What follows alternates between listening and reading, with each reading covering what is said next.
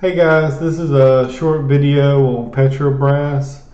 Um, the government of Brazil basically owns this company. Um, they paying a crazy dividend. Unfortunately, the ex-dividend date was June 13th. So that's already passed. And this says 47%. They paid a $5.80 dividend for a stock that was like $10. So a crazy, crazy, crazy dividend. um, I'm selling. I sold about 60% last week. Just not because I think anything has changed. It's just that I need the money because I'm in between contracts right now. So I'm pulling a little bit of money out. I got a 20% profit because I bought at 10. So 10 to 12 is 20%, and then that's not even including the dividend. And I'm not sure what my dividend was, but it was something. It was between $300 to $500. So it was a significant amount of money. Um, but yeah, I mean, this is not no small company. This is an $85 billion company. The PE is 2. So, if you do the inverse, uh, you know, if the PE is 2, you can expect a 50% return. And the earnings per share is $5.42. Their dividends is actually more than they earned. So that's a little sketchy. But as you can see, the revenues and earnings have grown considerably. Um,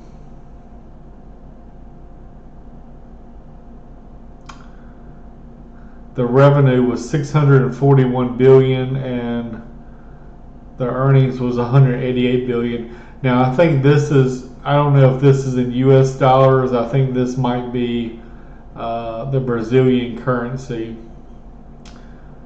Um,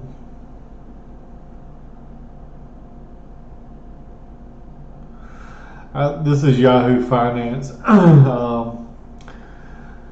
Petrobras explores, produces, and sells oil and gas in Brazil. Internationally, the company operates through exploration, producing, refining, transportation, and marketing gas and power. Also engages in prospecting, drilling, refining, processing, trading, and transporting crude oil from producing onshore and offshore oil fields. Blah blah blah.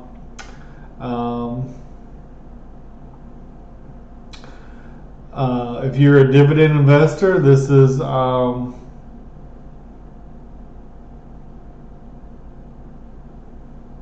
believe a good place to stick your money. Like I said, the only reason I'm selling is I need the the cash now. So I think I had about $1,000 in, and I was selling about $600.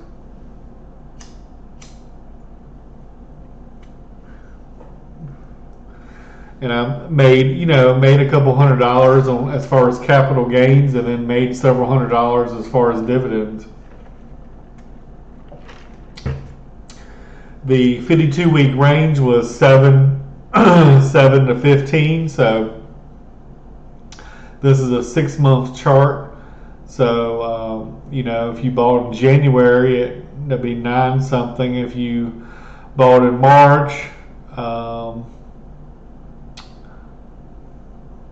And it even spiked a little higher recently, above 13.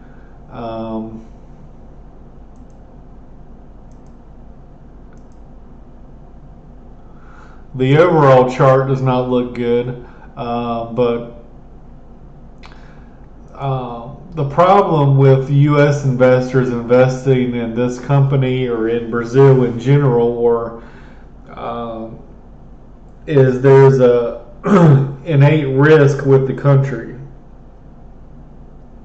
Brazil, this company in particular, has had some issues with corruption and that kind of thing. But to me, the potential gains outweigh the risk. So, you're basically buying a company for 2 times earnings that is a state-owned company. We had showed a graph the other day of, whereas people in the U.S., probably half of the people in the U.S. Invest in ETFs, like via their 401k. Granted, most of them have no clue what they actually own. They just have a target date fund or some, they have no idea what they even own or what they're invested in, or how risky it might be.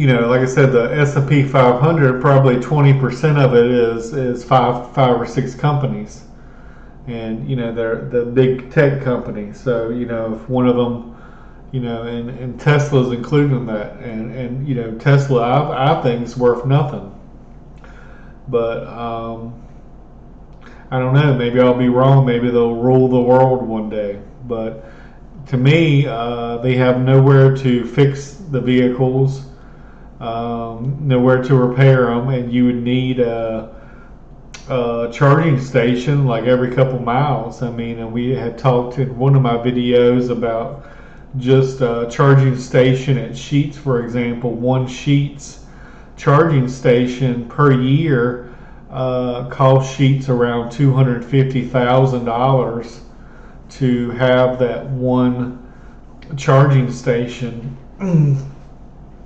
because they're being charged at peak hours for those for that electricity. It's kind of like getting an Uber ride on a weekend, where you're paying 7 or 8 times sometimes the normal rate because you're at peak hours. But as far as Petrobras goes, I think it's a pretty safe investment. You're basically investing in Brazil, and the risk is the country and the government. But as far as the company goes, I think it's a good value. I don't know if these are up to date. They do got some debt. They got $66 billion in cash. They got $10, which is $10 per share.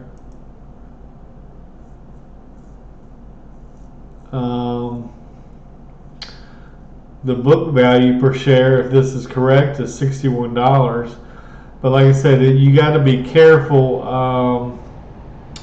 when dealing with another currency because, all right, currency in U.S. dollars.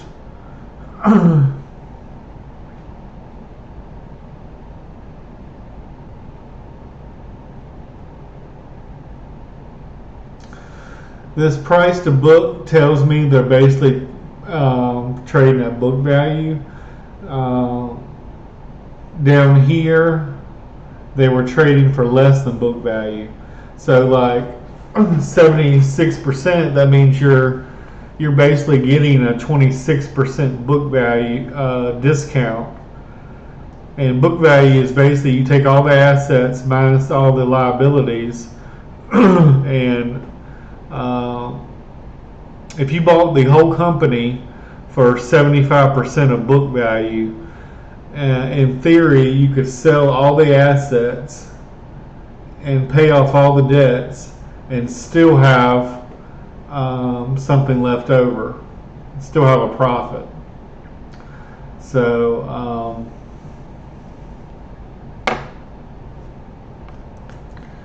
I mean, let's look at Coca-Cola for example. Um,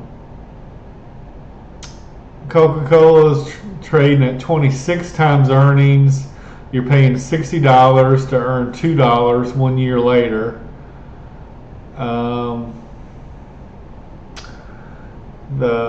It's got a 3% dividend, but what I wanted to show you was let's look at the book value of Coca-Cola. So you're basically paying 10 times the value of the assets.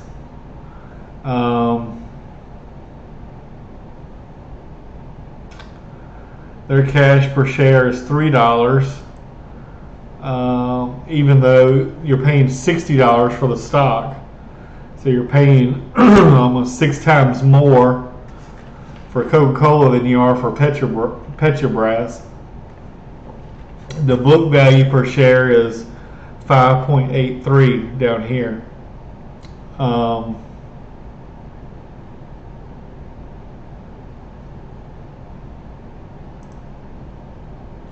But the reason Coca-Cola trades at a premium is it has a huge moat. This is a more complicated thing, but there's something called the earnings power value. And with Coca-Cola, like now, you can go to the gas station and you can pay almost $3 for a 20-ounce soda. And I don't know how much it costs them to actually make that, but it probably costs them like 10 or 20 cents. So they have something called an earnings power value, which is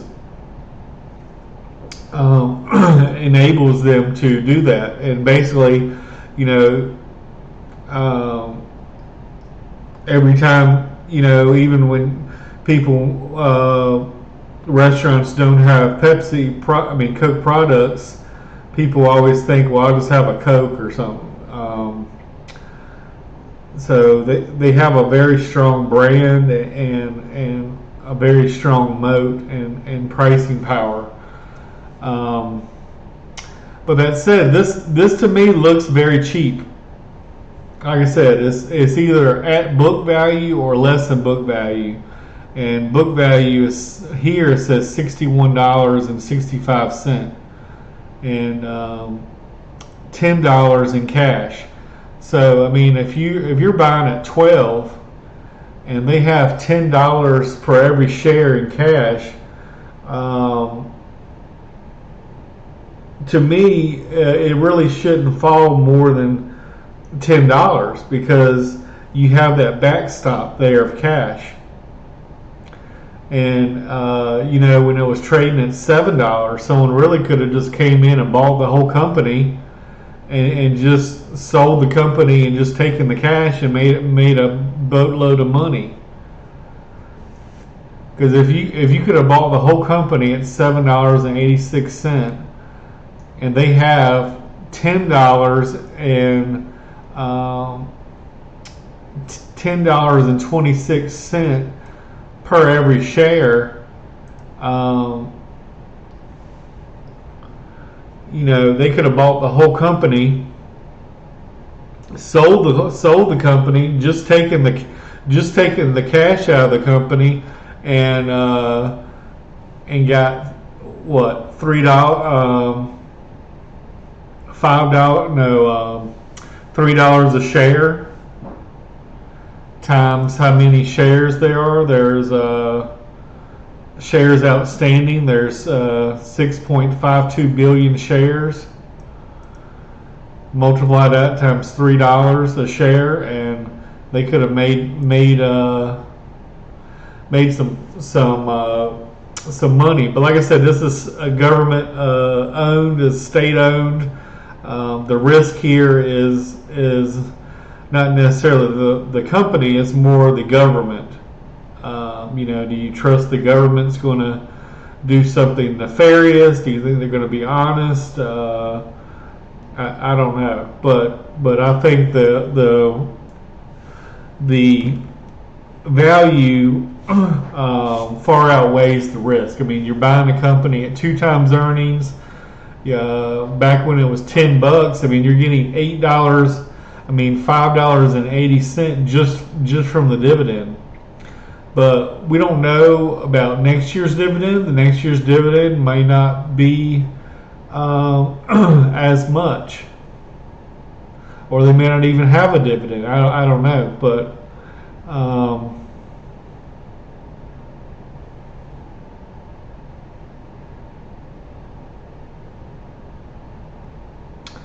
yeah, I definitely think it's a long-term hold. I think it's over time it's going to do well. I mean, there's going to be ups and downs as far as any commodity goes, and oil is a commodity. So sometimes it's going to be high, sometimes it's going to be low. But I think it's a good value, and I wouldn't put all my eggs in one basket with it. But I mean, I invested 10,000 in BAK, but I could have just as easily invested 10,000 in this company as well. So I have no problems with people taking a little risk on Brazil.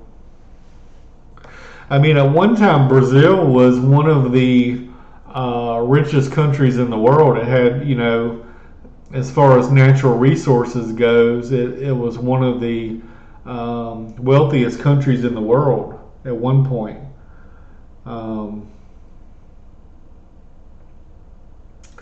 So I do think Brazil will do well in the future. Anyway, thank you for watching.